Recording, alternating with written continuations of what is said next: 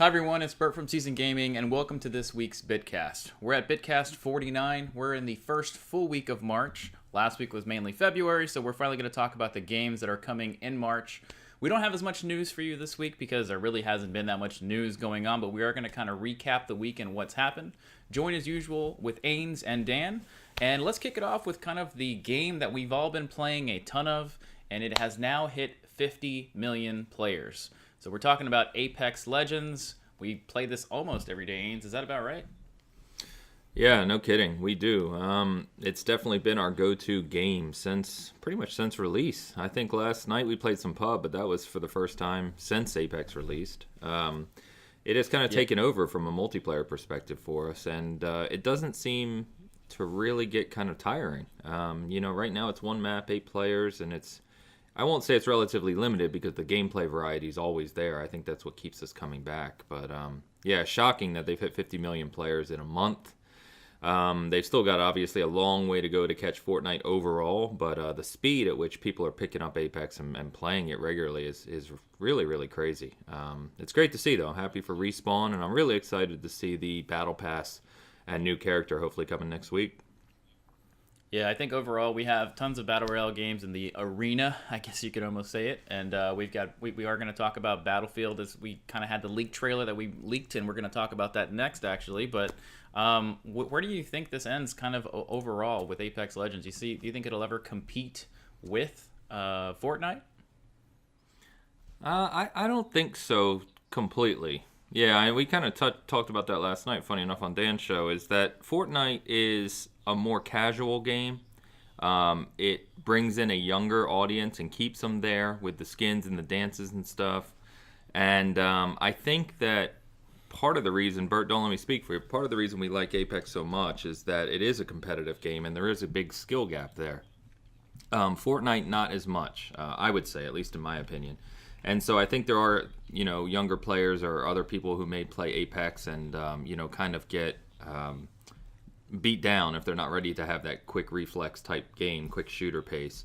And so they'll move on to something else. But just for reference here, Fortnite has around 200 million players. And so even with the ridiculous success that Apex has had so far, they're still only at 25% of what Fortnite's doing. So even if this continues, they've still got a long way to go. But I don't know. I'd like to see it be as big as Fortnite, but I just don't think it will.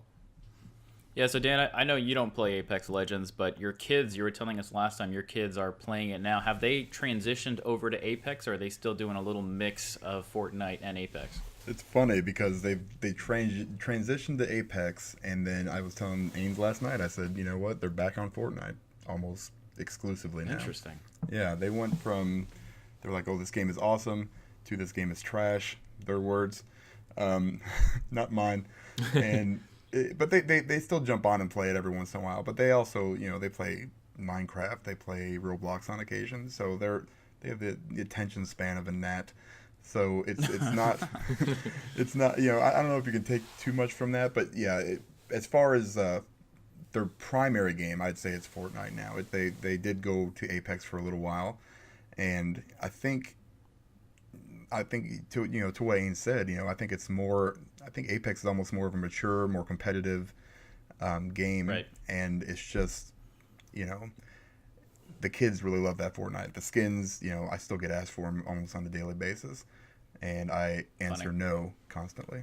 So it's crazy. I think Yeah, that. it's funny. Go ahead, answer. Sorry, Bert. I was going to say, I do think that once the Battle Pass comes out for Apex and they add in those more consistent unlockables, both for people, who aren't buying it, and the additional unlockables for people who are buying it, and give people something to work towards more consistently. Because right now, as you know, Bert, you get a little higher level and you stop really getting packs that often. So even though you're playing constantly, you're really not unlocking anything. I think once they start to add some carrots dangling in front of people, that retention will pick a little back up too. Cool.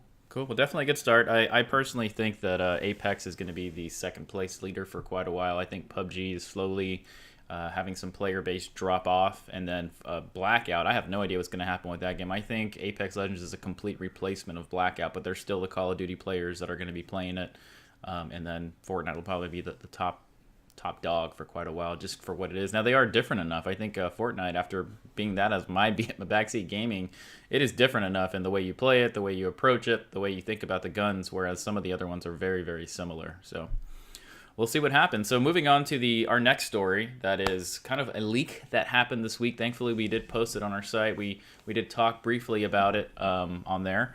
And it's the Battlefield 5 Battle Royale mode is finally out. So, Ains, why don't you touch on this one really quick, because you did break the story. Yeah, so a leaked video of what looks to be the tutorial for Firestorm within Battlefield 5. So if you've played Battlefield 5, whenever you play one of the big main multiplayer modes for the first time, there's like this short tutorial video that shows you how it functions. That looked to be what it was for Firestorm. And what we saw was actually surprising, and I've been kind of scouring the web, as I always do, seeing what people think about things on the Battlefield Reddit and, the system Reddits, and honestly, the opinion has been really, really positive, and people liking what they saw from that video. So you can see things like, obviously, it looks and plays like Battlefield 5, right? But the map has specific objectives that you can do and kind of drop in reinforcements, which is kind of neat. It does have solo play and squad play, which, as we've talked about, Apex, is only squad play. Obviously, vehicles, as we expected, vehicles and destruction are going to play a big part here. They showed tanks, they showed buildings collapsing, and what was really cool is they showed that the circle is like a firestorm, go figure, that destroys everything in its path almost instantly. So it crushes buildings and everything as it closes. So what this may mean, unlike some of these other games where you can kind of run outside the circle for a while, it may mean that, if you're outside the circle in this, you're instantly dead. And so that'll put a higher level of pressure on players to drive to the center of the circle and engage rather than playing the edge game, as we call it when we play.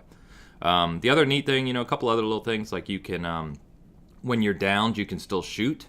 So just like in Battlefield, as you're waiting for a revive, you get a pistol and you can still shoot at people, which is kind of neat because that'll give you that second chance, to finish someone off if you get downed. And just a lot of little neat features like that, which is what we said, right? We said for Firestorm to have a impact in Battle Royale, especially at this point in time, it's going to have to bring something unique. And it looks like at the very least, it has a few unique features that'll be fun to play around with.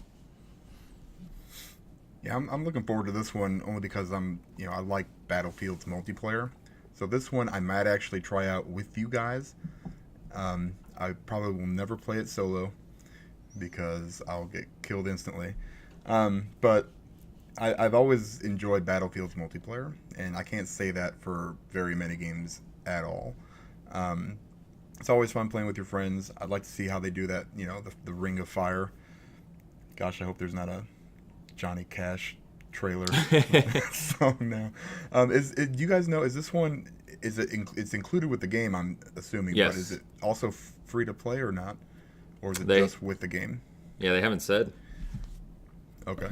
Yeah, and that's actually a good point, Dan, that we have no details yet as to a release date. We have no details as to what it's going to look like as far as modes on there. We haven't seen any of the UI stuff inside the game. We've only seen that teaser trailer.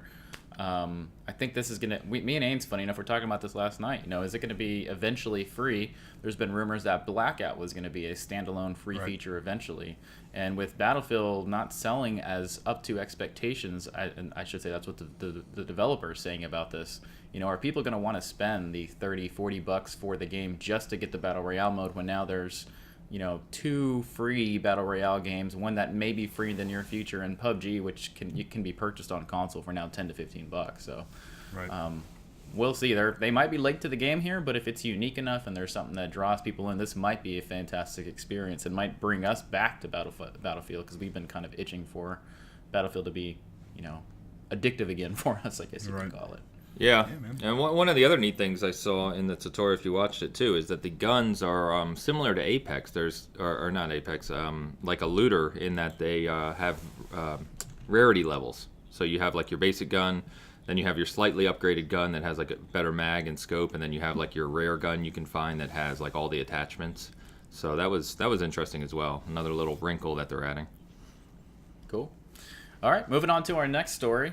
This isn't really so much of a story, more of an announcement, and we are going to be showing it as I'm speaking here, but we have a story, or I should say another story trailer for Mortal Kombat 11, which is right around the corner coming up. It looks like a crazy action movie. It's, I think you can probably compare it to maybe the Expendable series. There's just so much going on.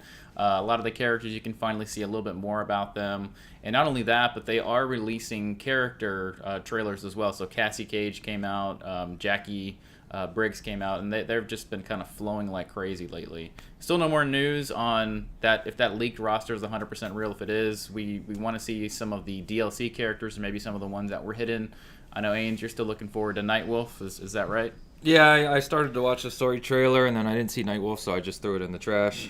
No, I'm kidding. It was interesting. I made the mistake, like I was saying, as I usually do. I kind of scour to see what people are saying, and I went to some of the Test Your Might forum, which is a famous Mortal Kombat forum for a lot of the high-level players, and Mortal Kombat Reddit, and people were talking about the story and the characters, and good God, the level of lore in Mortal Kombat and the tie-ins to the story and all the characters and what's happened is really, really deep.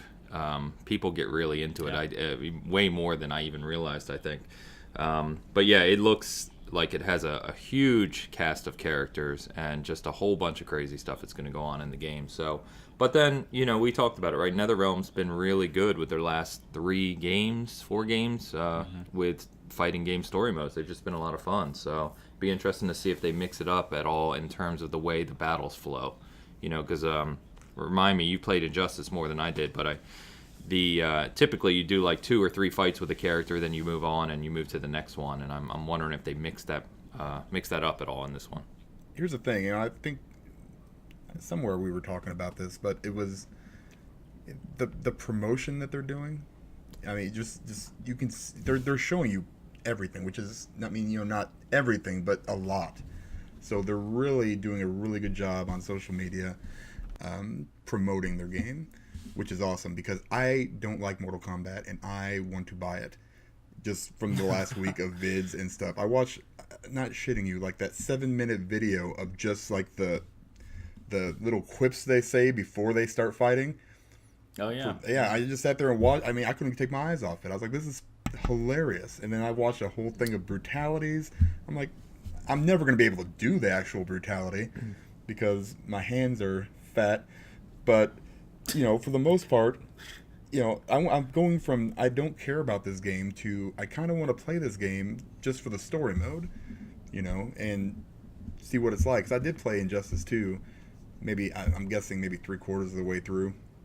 Then I got to the point where I just couldn't do it anymore because I sucked. So, but it was fun up until that point, and that was on easy. So that tells you how crappy I am at fighting games. But I'm really kind of getting hyped a little bit for Mortal Kombat, which is weird. I shouldn't be, but it's probably gonna the game has it has a ton of personality. To your point, like the quips and stuff. That's one of the best parts about it is just how much personality they add into the game on the characters and everything to do with them. The stuff from Johnny Cage this week with like his fatality at first we were laughing about, and then there's a they even do round win animations now. So when you win a round, before the second round starts, it does a little animation, and there's one where Johnny Cage where like he steps back and the boom mic hits him in the head, and he turns around like, what the hell? It's just little stuff like that. It adds so much personality to the game. Yep, for sure. Yeah, I know some people that buy Injustice in the Mortal Kombat series only for the story. They don't play competitive. They don't go online or anything. They might play a few times with their friends or whatever, but they just want to see what's happened in the story. Injustice did a great job at this too. They have a great story that interweaves all the characters in some way or another, and that might be the same thing with Mortal Kombat, as Ains was saying. There might be where you play 3 rounds with Sub-Zero, then something happens in the world, and you have to go in as Scorpion and then do those 3 matches or whatever. So I'm assuming, and they might do that. And the animations just look amazing. So I'm super excited as well. Going to be picking that one up on launch date. One of the things for people like Dan who may not be, super into it is, I think their addition of all these thousands and thousands of cosmetics where you can fully customize the characters will play a big role as well, because we saw a lot of that in Injustice 2, and that really keeps players coming back. For sure. I try to build out characters quite a bit with different armors and different sets, so it's going to be fun. All right, another kind of announcement for E3 with another big name. So EA will not be doing a E3 press conference this year at the E3 conference itself. They are going to be doing EA Play. We did attend that last year, which was a lot of fun, actually. And we love most EA things, but for the most part, it's just fun to be there with other gamers and play games that you can play together with other people that haven't really come out yet. Ains spent most of his time playing Madden, so I had to pull him away from that to go play some of the Star Wars stuff. But it's really cool to see that they're going to be doing that. We will be attending that. That is going to be happening the weekend before the official E3 conference, and we'll be bringing you live footage from there quite a bit. So expect us to be covering that event a lot. Let us know what you think about EA not having a press conference. What does this mean? Is this a good thing, a bad thing? But leave it in the comments, and we'll definitely try to answer what we think about that too. The other big news article that came out this week, which I guess became kind of divisive in a certain way, but there was a PlayStation console update. And in that update, they did include remote play for your PlayStation 4. Now, the remote play's biggest highlight here is that you can play this on the iOS systems. So this could be your iPad, this could be your mobile phone. Want to make clear, this is not the same as streaming online. You still need to have a PlayStation 4 in order to do that, and it's considered more of a second screen where you can literally stream what you're playing on your PlayStation 4 on your iOS device. This doesn't mean that you can not purchase a PlayStation and all of a sudden have that. You also need a PlayStation account to do that, and it's still a very cool feature. I'm not down talking at all, but it's very different from streaming from the cloud or something along those lines. I'm going to demo it really quick as to how it works on my phone here, but I wanted to get comments from Ains and Dan's. Are you guys going to be doing this? I've always kind of found it kind of weird to stream a game on a tiny phone screen, but people are very excited about it. It's just like having a PS or the Vita, right? I mean, that's what they're doing with it now. It's really not new tech necessarily. It's just, they just moved it to a different device. It's just remote play.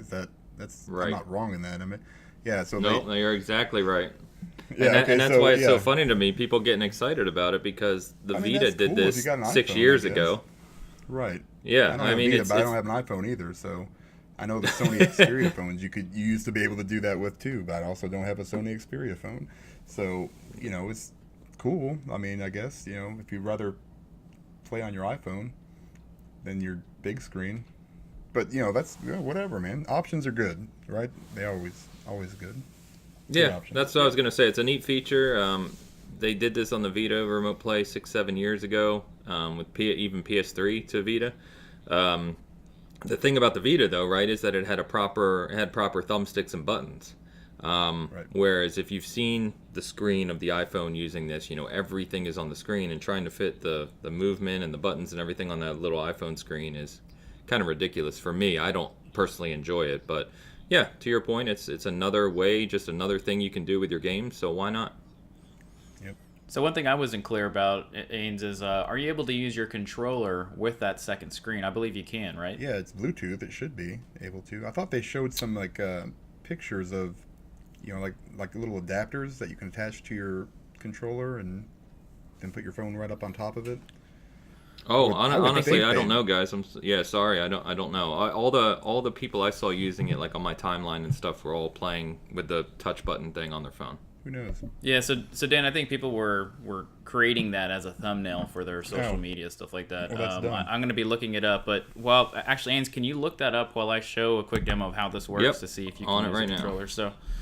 So what I have here, guys, is I have my iPhone. If you have an iPad or whatever, you can do the same thing. I just want to explain what this is. So if you are not a remote play connector, or whatever you want to call it, and this is your first time doing this is how it works. Now, another unfortunate thing here is that they have not created this for the Android store yet. So, Dan, I know you're on a Galaxy or a Note, one of those two. You can't do that yet. But this is for iOS devices. So if you have an iPad, iPhone, whatever, I think it's an iPhone 8 or above, so you can't have an iPhone 4 or something and try to do this. But so you have your screen. You're just going to literally click the second screen. It's called PlayStation 4 second screen. It's an app that you need to download. It is not the PlayStation app that you can already have on there. But there's a help screen that actually shows you every single step here, and you probably can't see it too well because of the way these cameras work. But you literally have to connect this, then you will connect it on your PlayStation 4 as well. That PlayStation 4 will give a token number. I guess if you're not in IT, you're not familiar with that, but it gives you a number that you enter onto your phone. It literally connects into your phone, and then what is on your PlayStation 4 screen now shows up on your phone. People have talked about this, maybe if their significant other, if you have kids, whatever, they're using that screen and you need to have your PlayStation 4 screen because you have to play right now. Now, inside of the iPhone itself, you have the touch the touch buttons that you can use. You have everything from the D-pad to the joystick to your triggers and everything. So that is something cool that you can use on your screen. But like we said, we do picture it kind of funny to have your phone out playing a PlayStation 4 screen with the touch screen. I'm not a big mobile gamer, so I've never really enjoyed that that type of touch screen. But maybe you like it, and let us know if you're going to be taking advantage of this. It could be a great option for you to use. Ains, any update on being able to use your controller onto your iOS screen? Yeah, so in our episode of You Can't Make This Shit Up, you cannot use a DualShock 4. Only if your iPhone is jailbroken, there's a workaround. You can get your DualShock 4 to work, but it's not officially supported. Yet, you can use third-party controllers via the Bluetooth function. That's hilarious. You know, you can use a DualShock for other games, actually, on Android. It's not even that hard. So, it's weird to me that they wouldn't include that. Like Dan was saying, there has been a lot of social media thumbnails out there where they have, like, let me actually show it here. They have their PlayStation DualShock, and then they've put their phone on top of there with a carrier, which is possible with a lot of mobile devices that you can use. I know if you're an Android player or an iPhone player, you can get a third-party controller and just connect it on there. But with this functionality, it's not designed to work that way. As Ain just mentioned, there's third-party you can use for that.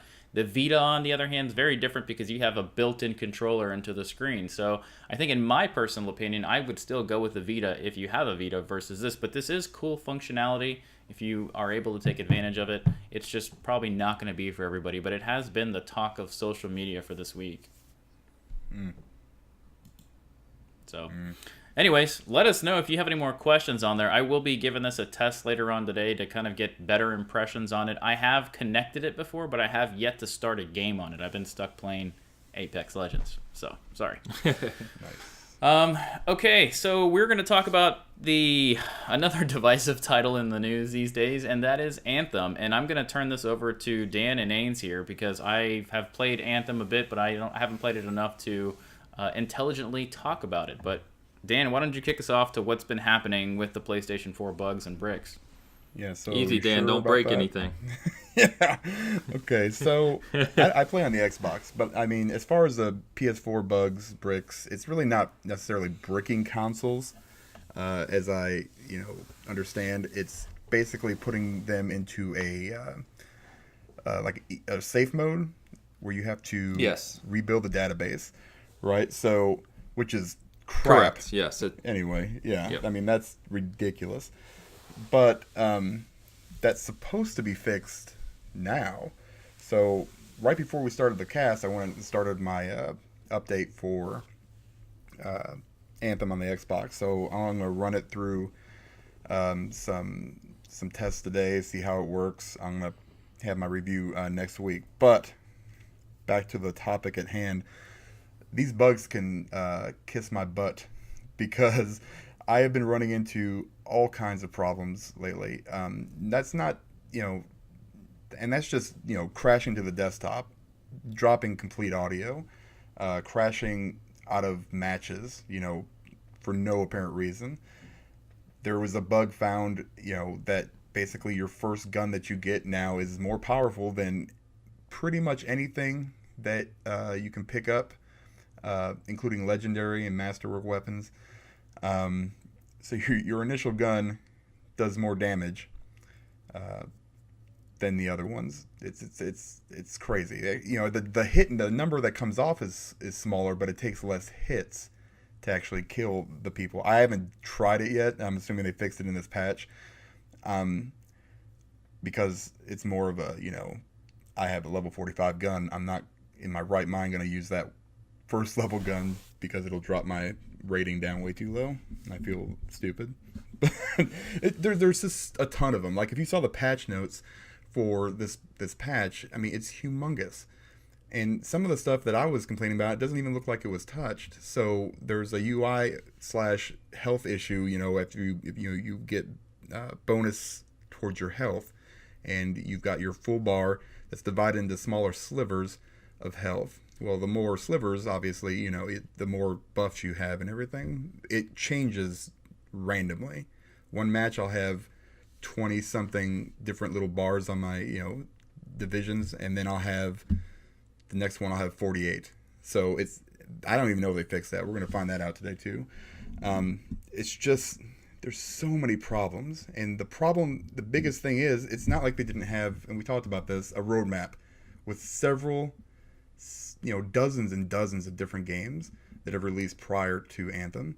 It makes me sad that, one of my favorite developers has just basically come out and said, this is what you get. And, Ains, I know you said it's more of a fiscal thing, and EA wanted to, release it at, in this fiscal year. You know what?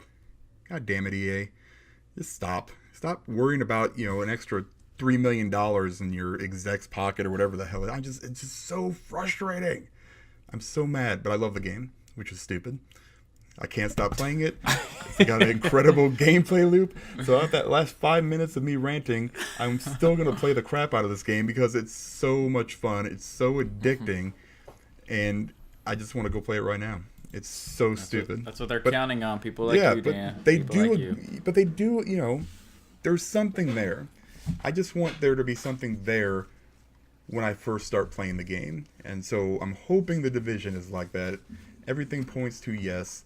But you know what? At this point, I wouldn't put it past anybody to screw something up. So, I mean, it makes me sad that, this is happening. But, I still love it. Well, I have. How about you? Yeah, no, I won't. I won't go on because it's very similar. Lots of issues, lots of bugs, things that are inexcusable from a design perspective. I was talking to someone yesterday, and I was saying that Borderlands 2 came out in 2012, so that's 7 years ago, and its loot design was infinitely better than Anthem. I mean, not even close. And it's just like, and everything we learned from Diablo 3 since it launched, it doesn't make sense for Anthem to launch in a state like this, even beyond all the bugs and crashes. Which, by the way, I while you were talking, Dan, I quickly went onto the subreddit to see the BioWare thread on the update, and I can say that a lot of the comments are that certain things are still crashing, certain bugs are still there. So it's not looking hugely positive. I only scanned through it, but we'll see. So who knows? This patch was just a quick one. As we know, they only put about a week of dev time into it, probably to fix the most major of things. As we've said before, I think it's going to be several patches, several months before this game's in what I would call a good state. But Dan's right.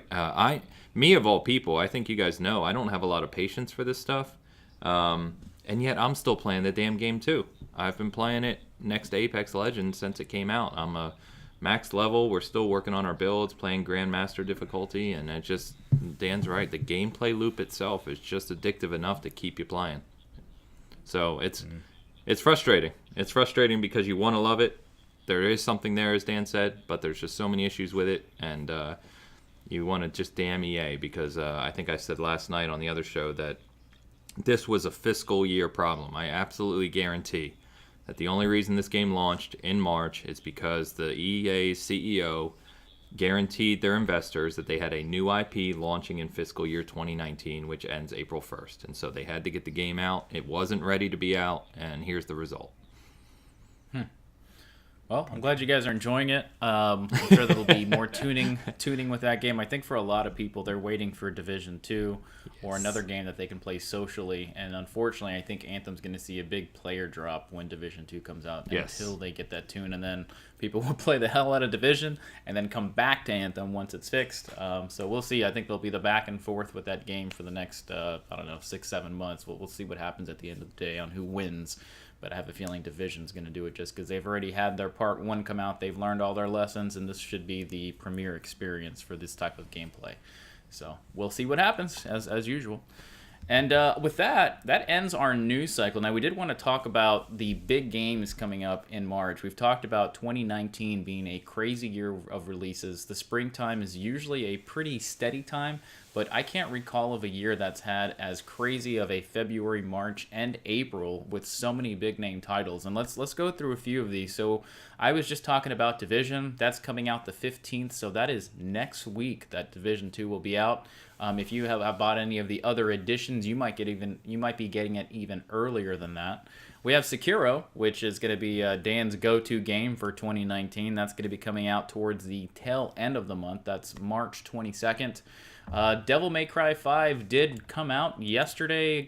Depending on when you're listening to this, it's March 8th.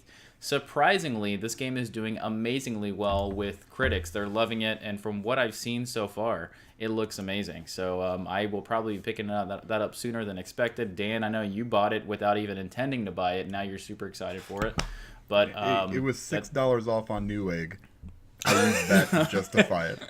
You know, if you buy physical, you could have got it for 48 and just putting that out there. Hear it. Yeah, there you go. That's dumb. That's dumb. That's dumb. All right, so if you have a Nintendo Switch and you're waiting for the big Switch title for the spring, Yoshi's Crafted World comes out this month on the 29th, so the very tail end of the month. The demo is out now if you want to give that a try. It's really fun. If you play the other ones, very similar.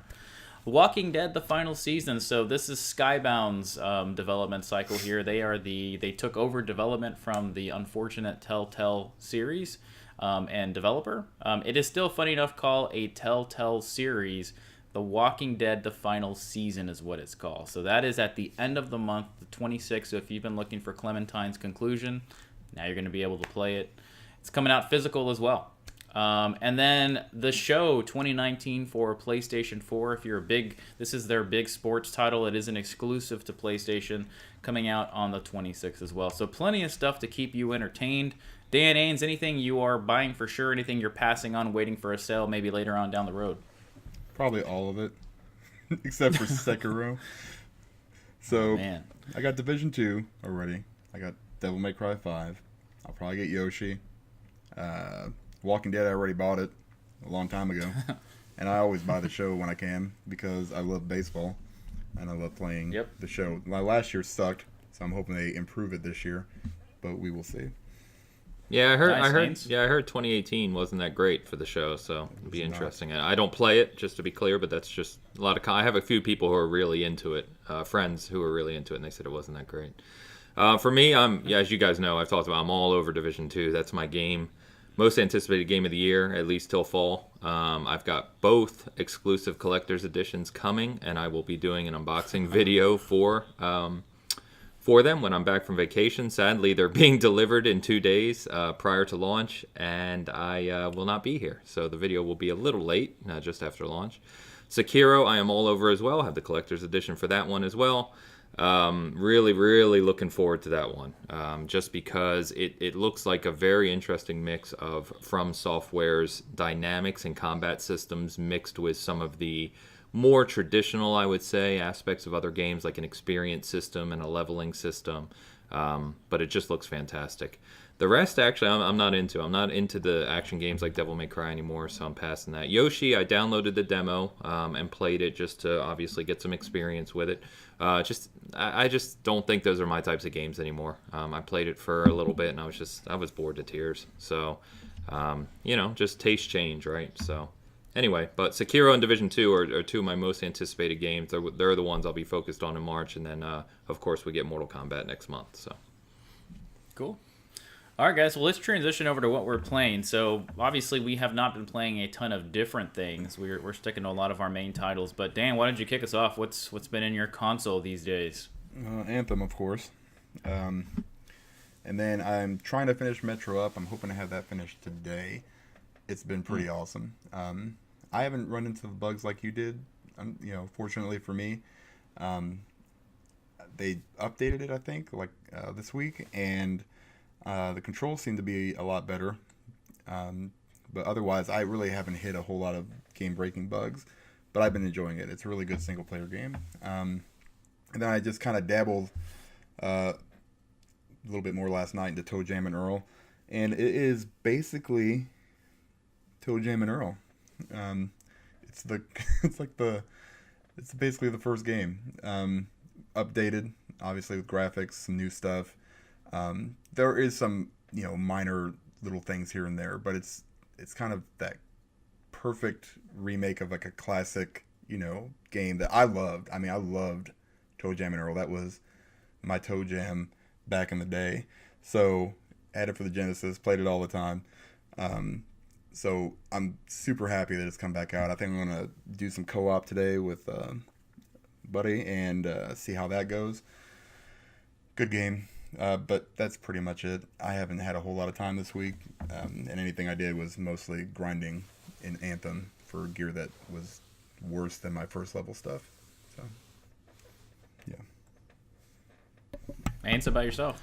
So, yeah, I mean, we've touched on it. A lot of Anthem, a lot of Apex Legends, so I won't rehash those. The only other thing I started playing this weekend was Detroit on PS4. So I played a lot of it when it came out, and I was playing it specifically with my wife. We were playing through the story together. And we finally broke it back out and went through several more missions of that. So I think we're getting close to the end now, and I hopefully wrap that up soon. But it's fun to go back to. If you haven't picked that up, it's gotten really affordable now. I've seen it for the $19.99 at some time. So definitely a good one to pick up. I know you guys enjoyed it as well. So. Yeah, I loved it.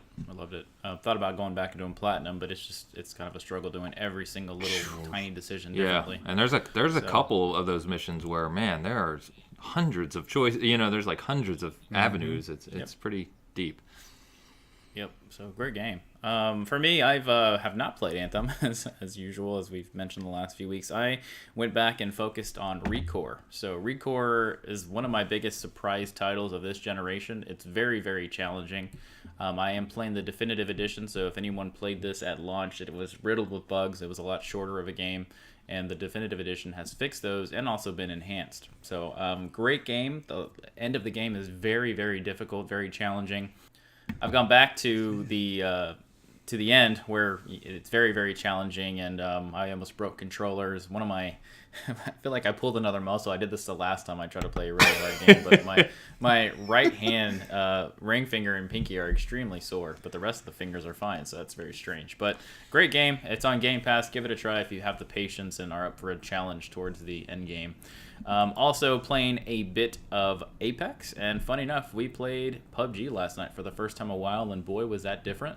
Talk about a slow, it feels like an ancient game at this point, but it was still fun, and we did have a chicken dinner last night out of nowhere. So which didn't register for me. Thanks, pub. Yeah, so good time. A lot of stuff going on with games. We'll see what happens in the next few months with what we pick up, what we play, what we finish, and we'll be sharing some more reviews with you in the near future. Okay, let's turn this over to Ains. We're going to play our favorite game called Name That Game. Last week I was able to stump the guys with a game they, I guess, never played. And let's see what Ains can do this week. So, all yours, sir. Gloves are coming off.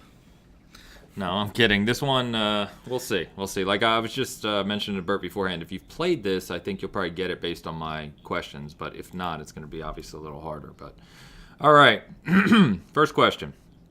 This was released on the Super Nintendo in Japan in 1993 and in America in 1994. Okay, 93 in Japan, 94 in the USA. Super Mario Brothers 3. No.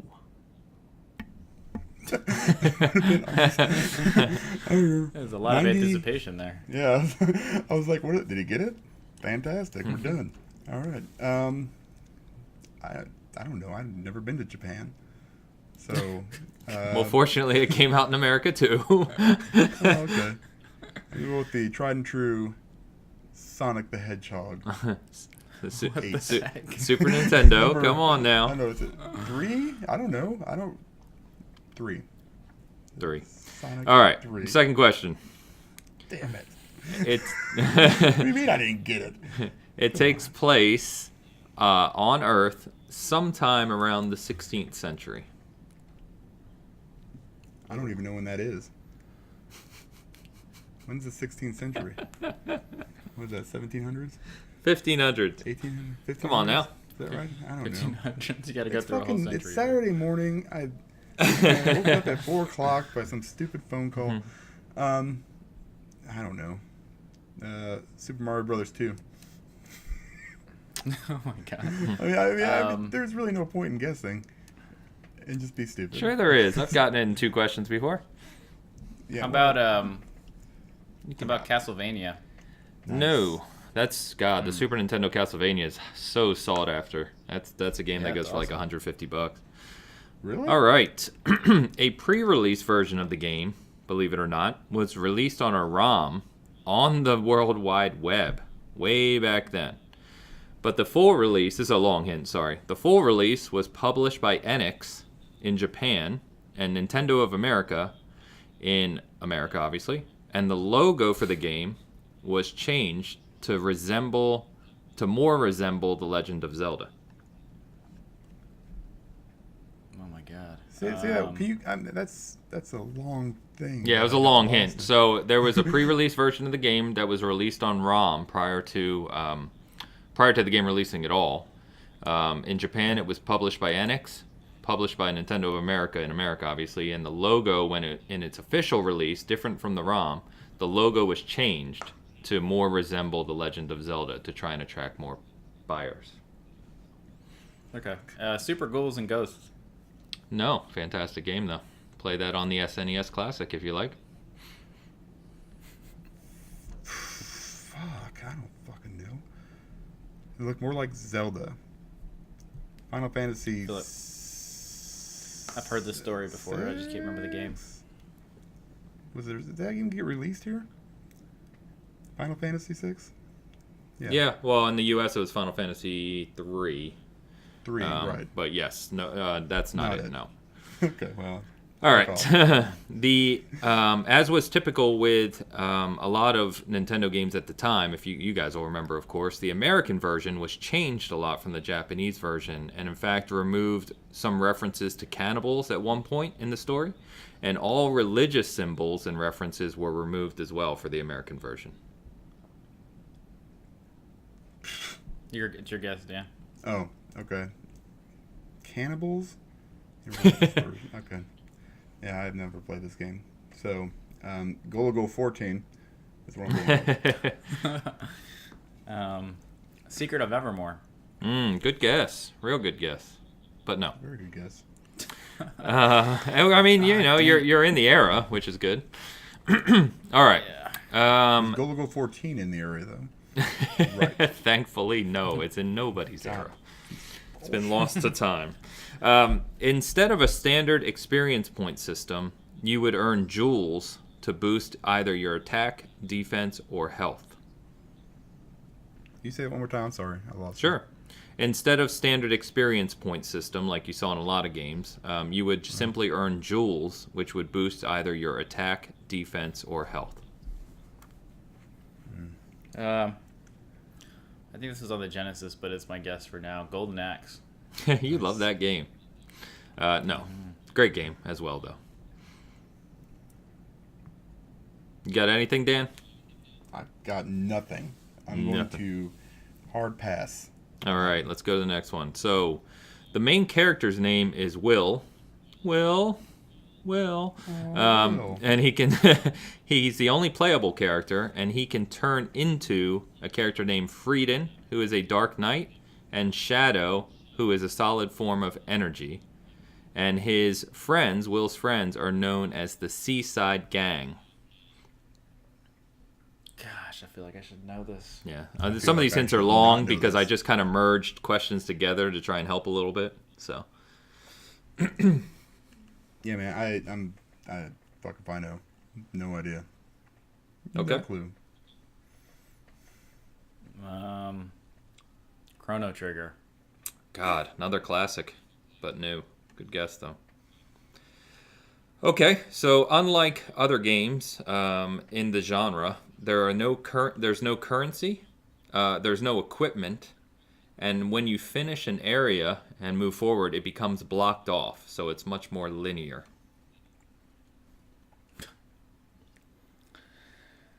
Oh, brother. Whose turn is it? I don't even know. This is Bert's turn. Okay. Okay, well, obviously, Pilot Wings. no. I used to rent Pilot Wings for the Super Nintendo from Blockbuster on the weekend. Yep. I'm old. Pilot Wings. Oh, I remember Pilot Wings. That was an awesome game. Yeah, That's not it, though. That's not it. Still not it. No. Still not it. Super NES. Yep. Not Pilot Wings. Not Golden Axe. No, Golden Axe was never on the Super Nintendo. I'm drawing a blank, man. This is. It's a hard one. On the SNES. So, like I said, this is a hard one. If you played it, you would have got it by now. So you obviously didn't play it. Hopefully, some of these last couple questions will put on a light bulb. So 3 questions left. This one, I don't know if will, but we'll see. So when you start the game, your character Will, you fall into a dark space, and a being informs you that a comet is coming and will bring doom to the world, and you have to stop it. What? Jeez. Oh, is it my turn again? Good. Yeah. Yes, this is your turn. I fucking don't know. The Legend of Zelda 2. No. That's all I got. Okay. I'm just throwing stupid shit out there now. I'm going to not get this one, guys. You may get it. My last, the final question is a real obvious one. So I put number 10 in there on purpose, but we'll see. Oh, man. What are we on now? That was 8. That was 8. That was 8? Yeah, I don't even have a guess here. No guess? So, all right. Let me go to 9. Yeah. It has real-world sites in the game, including the pyramids, Incan ruins, Great Wall of China, in which you unlock things to eventually lead to uncovering the secret of the Tower of Babel. Man, this better be a well-known game. God damn it. It's got to be better than it was a Meteos. well-known game. It was a well-known game. You've been in the ballpark with your guesses. Secret of Mana. Nope. Nice. Nope. Another good guess though. You got anything, Dan, or should I give the final clue? How about Madden 94? Stop it. All right, final clue. Nothing, man. Number 10. Dan guesses first. So it had 3 different names. Obviously, in Japan, it went by a completely different name. But in Europe and Australia, the game was called Illusion of Time.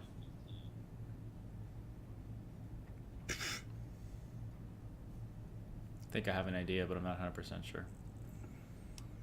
Can we get more time? I don't think time's going to help you, Dan. Let's be honest. Who was the developer? Enix in Japan and Nintendo of America. Oh, that's a publisher. Yeah, Who's so the developer was I'm just trying to think of, like, a developer Enix that games. I had honestly never even heard of. I want to say it was called Quintet. It was published by Nintendo. Published by Enix in Japan and Nintendo of America, or Nintendo in America, excuse me. Oh, good. I just don't remember any Enix games. That's my problem. And I don't remember any. I don't know. What the hell was it? Super Metroid. There you go. Nope. Was it even? I don't even know what the hell that came out. I got nothing. Super Metroid's right in that ballpark, about 94, 95, yeah. Bert, bring it home. Come on. Is it Gaia? I'll give it to you. It's Illusion of Gaia. Yes. Oh, Nice. okay, cool. I remember the box art now. Is it the one that has like a it looks almost like a hurricane going on? No, it has. Sky? It's got the Gaia, but the G looks like an Earth. I've never Yes. played it in my life. It was. Dang, got it on 10. It was I figured. I mean, I basically gave you the title, Illusion of Time. It's Illusion of Gaia, and if you notice the questions, I mentioned the Earth and a being and other things during the questions. So. Yeah, there it is. No, okay. I actually, believe it or played this not, one. I bought that game, and if you read up on it in the U.S., they did a special promotion where it came with a T-shirt, and I actually had the shirt and the game back then. Whoa. Wish I still had it, of course, but Well, didn't Illusion of completely. Gaia. Got all the way to question 10. We've been having some tough ones. I remember the box art. yeah. Yeah. Well, that's I just looked it up. that's why I brought up that the logo was changed to make it more, recognizable to Americans. So, Gotcha. Nice. yeah, it was a decent game. I didn't enjoy it as other people did, but I looked at when I was doing research on it. It was actually really highly rated. It was like mostly 9s, and it's on Nintendo Power's top 200 Nintendo games. Dang. So looking nice. at eBay now just to see what it's going for. So a loose copy somewhere in the roundabouts of $20 to $25. A complete copy somewhere around $50. That's not too bad. So A lot of the classic Super Nintendo games complete are freaking expensive nowadays. All right, well, that wraps up this week's Bitcast. Hopefully you got the news you needed this week, and we are going to be taking a week off for BSG coming up, so we'll be coming back with that if you're wanting to wait for Ains' stuff. Ains, have you decided what game you're playing? I think I'm playing Realm Royale because I've Wow. played all the other Battle Royales, but I haven't played that one, so we might as well give it a shot and have some laughs with it. Yeah, and it's got a huge community, so Yep. hopefully if you have been interested in it, this backseat game will give you a better impression of how the game plays. But that's to be coming. Next week, we are not going to be doing a traditional Bitcast. We're going to be doing a Bitcast special, and the week after that, we'll have Bitcast 50, so we'll be doing something special for that one as well. But overall, Dan, where can we find you? Season Gaming on Twitter. I'm on Third Wheel Arcade. I'm hopefully going to be working on a video this week for a set of headsets, gaming Nice. headsets. So I'm hoping to get that up and ready by the end of this week. Short of that, man, get some reviews out. Bring it on! Bring it on!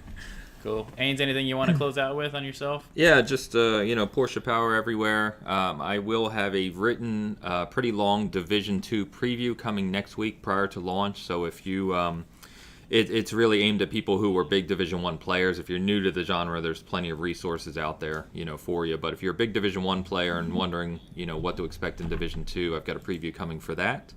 I am taking off for a rare vacation next week, so I will be otherwise out of the loop. So you guys have fun, and I will see you when I get back. And if you haven't watched it, give a shout out to this week's Backseat Gaming with Dan playing Blackout, because it is hilarious, and you should give it a watch. Yep, Dan's favorite genre. All right, folks. If you listen to us on podcast, definitely find us on any of the podcast avenues, iTunes, Spotify, etc. If you're watching us on YouTube, thanks for watching. Make sure to like and subscribe. And thanks again, guys. Have a great week.